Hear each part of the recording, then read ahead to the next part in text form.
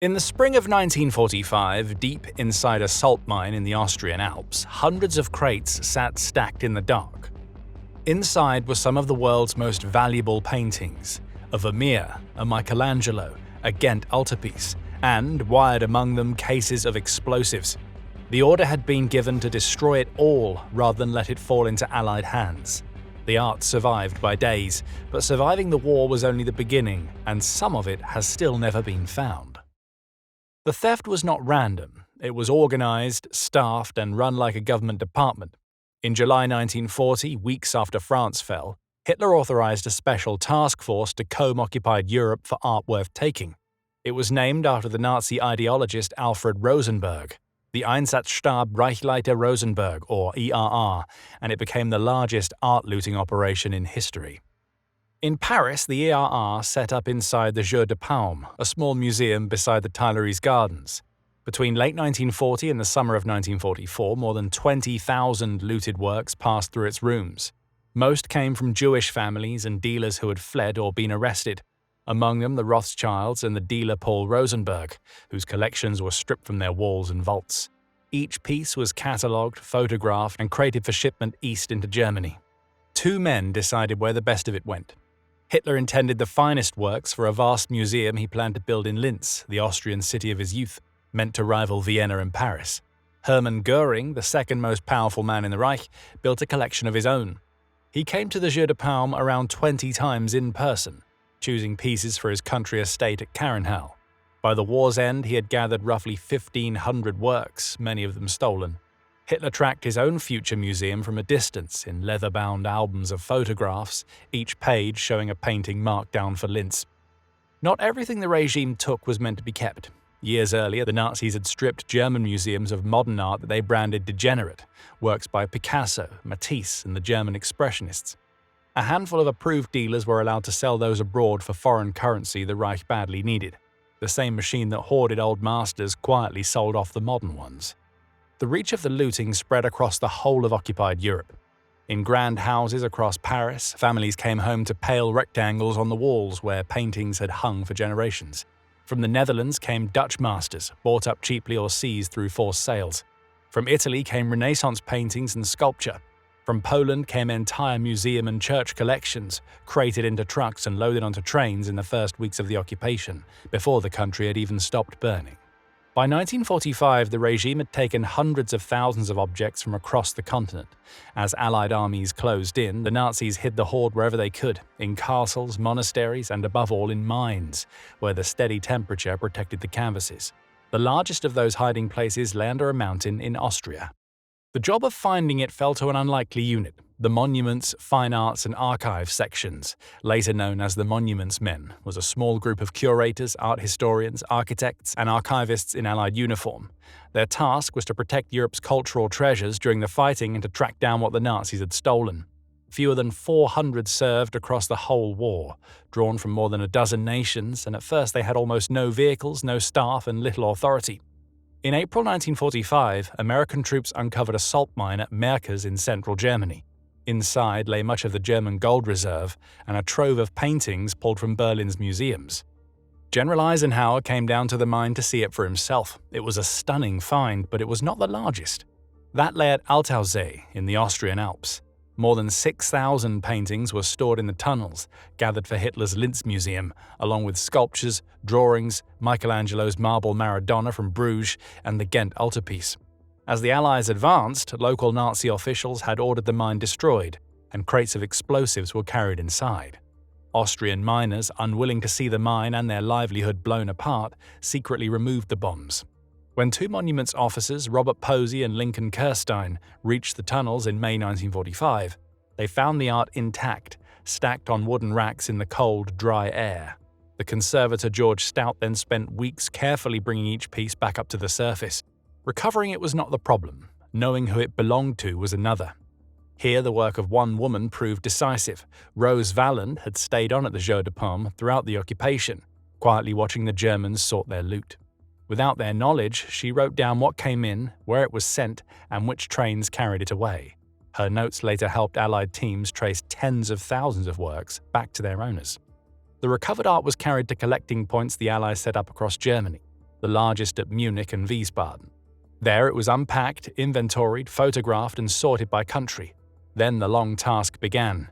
The Allies returned the works to national governments first and left those governments to find the individual families. It was a reasonable system on paper. In practice, it would leave thousands of pieces stranded for the rest of the century. Most of the art the Allies recovered went home. Whole national collections from France, the Netherlands, Italy, and Poland were handed back to their governments within a few years. But returning a painting to a country was not the same as returning it to a person. Many of the original owners had not survived the war, and their heirs were scattered, or could not be traced at all. Works with no claimant were absorbed into state collections, where some quietly remain. Not everyone agreed on how the recovered art should be handled. In November 1945, the US Army ordered 202 German-owned paintings shipped to the United States for safekeeping. More than 20 monuments officers objected in writing, led by Walter Farmer, who ran the Wiesbaden collecting point. They argued that removing a nation's cultural property, even a defeated enemy's, was exactly what they had spent the war trying to prevent. Their protest became known as the Wiesbaden Manifesto. The paintings were eventually sent back to Germany. Other art went east and did not come back. As the Red Army pushed into Germany, Soviet trophy brigades followed the troops, collecting paintings, sculpture, and whole museum holdings to carry home as payment for the destruction the Soviet Union had suffered. Some works were returned in the 1950s, many were not. One of the most famous was Priam's treasure, the hoard of Trojan gold once dug up by Heinrich Schliemann. Taken from Berlin in 1945, it vanished for half a century, until the Pushkin Museum in Moscow finally admitted in 1994 that it had had the gold all along. For years, the Soviet Union denied holding any of it. Only after the Cold War ended did Russian museums begin to admit how much trophy art sat in their storerooms. Then in 1998, Russia passed a law that declared the works state property and compensation for wartime losses, which made returning them all but impossible. Much of what the Red Army carried east in 1945 is still there today, behind glass in Moscow and St. Petersburg. A few treasures simply disappeared. The Amber Room, a chamber of carved amber panels taken from a palace near Leningrad, was lost in the final months of the war and has never been found. So has Raphael's Portrait of a Young Man, seized from a museum in Krakow in 1939.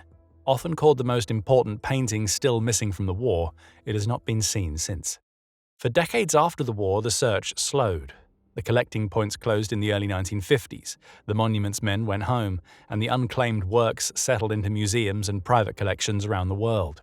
Many stayed there for 2 generations, their histories quietly forgotten, hanging on gallery walls with no mention of how they had been acquired.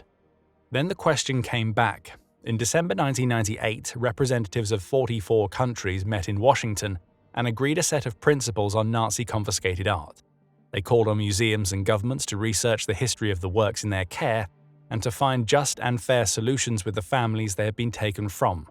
The agreement carried no force of law, but it reopened thousands of cases that everyone had assumed were closed. One of them became famous. Maria Altmann, an Austrian-born refugee living in California, spent years fighting to recover 5 paintings by Gustav Klimt that had belonged to her family before the Nazis seized them in Vienna.